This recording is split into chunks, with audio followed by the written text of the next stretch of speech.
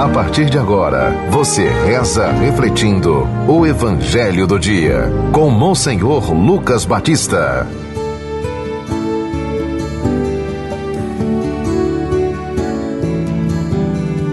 Senhor esteja convosco. Proclamação do Evangelho de Nosso Senhor Jesus Cristo segundo São João. Continuação do capítulo 6, do versículo 52 a 59. Naquele tempo, os judeus discutiam entre si, dizendo: como é que ele pode dar a sua carne a comer? Então Jesus disse: em verdade vos digo, se não comerdes a carne do Filho do Homem e não beberdes o seu sangue, não tereis a vida em vós. Quem come a minha carne e bebe o meu sangue tem a vida eterna, e eu o ressuscitarei no último dia. Porque a minha carne é verdadeira comida, e o meu sangue verdadeira bebida. Quem come a minha carne e bebe o meu sangue permanece em mim e eu nele. Como o Pai que vive me enviou, e eu vivo por causa do Pai, assim o que come a minha carne viverá por causa de mim. Este é o pão que desceu do céu. Não é como aqueles que os vossos pais comeram. Eles morreram. Aquele que come este pão viverá para sempre. Assim falou Jesus, ensinando na sinagoga em Cafarnaum.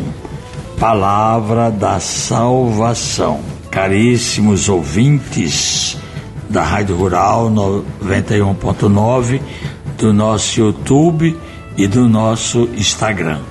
Então, hoje nós damos continuidade, a este sermão sobre o pão da vida. Vamos terminar amanhã. Ele é colocado dentro da Páscoa, porque toda a Páscoa, 50 dias, para a gente pensar nessa doação que Jesus se fez por nós. Ele se dá em alimento.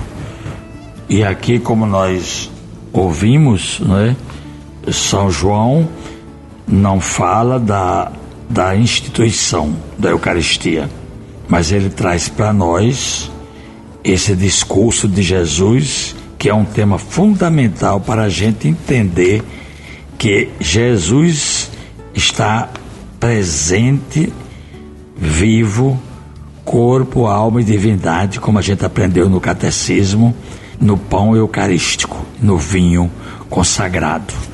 É tanto que muitas pessoas às vezes não entendem muito o mistério, até católicos, e eles pensam que na hora da missa o padre toma vinho. É bom saber que não. Quando ele pronuncia as palavras da consagração, aquele pouquinho vinho que é colocado, misturado com água para mostrar a presença da humanidade no sacrifício de Cristo, a água representa isso, a água é vida, então ali se transforma no sangue de Cristo. Então ele comunga o sangue de Cristo. Nós também comungamos o sangue de Cristo. Não, às vezes não tem a espécie dividida como a gente tem na missa, no cálice e na patena, mas a hóstia que a gente comunga já é corpo e sangue de Cristo. O milagre que já houve e que está guardado em Lanciano, na Itália, o padre, quando estava consagrando a carne, o pão virou carne e sangue na mesma hora, tudo junto. Então, mostrando através desse milagre a presença real de Jesus. Então é muito importante essa catequese para a gente não fazer às vezes brincadeiras, com as coisas sagradas. Jesus disse que ninguém deve colocar pérolas aos porcos.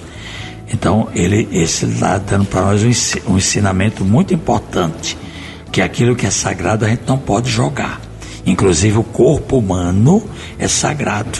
O templo do Espírito Santo não pode ser jogado, não pode ser violentado, não pode ser desprezado, massacrado. A gente vê muito isso no mundo, mas é preciso que a gente entenda o sentido da Eucaristia. E então eu queria concluir mostrando aqui os judeus tinham dificuldade de crer, mas quem quiser pode ler na Bíblia. E o primeiro relato sobre a instituição da Eucaristia nós encontramos no apóstolo Paulo, 1 Coríntios capítulo 11, do versículo 23 a 29, que em nome de Cristo enfrentou uma série de ameaças, perseguições e até a morte. Ele foi degolado, não é, por conta de ele pertencer a Cristo. E São Paulo diz na carta aos Filipenses, capítulo 3, vocês leiam, ele diz assim: considero tudo como perda diante do bem superior, que é o conhecimento de Cristo Jesus, meu Senhor. Por causa dele perdi tudo e considero tudo como lixo, a fim de ganhar Cristo e ser encontrado nele. É isso que a gente deve fazer também. Rezemos. Concedei-nos, Deus Todo-Poderoso, que tendo conhecido a graça da ressurreição do Senhor, possamos, pelo amor de vosso Espírito, ressurgir para uma vida nova. Por Cristo nosso Senhor. Amém. Acabamos de ouvir São João, capítulo 6, do versículo 52 a 59.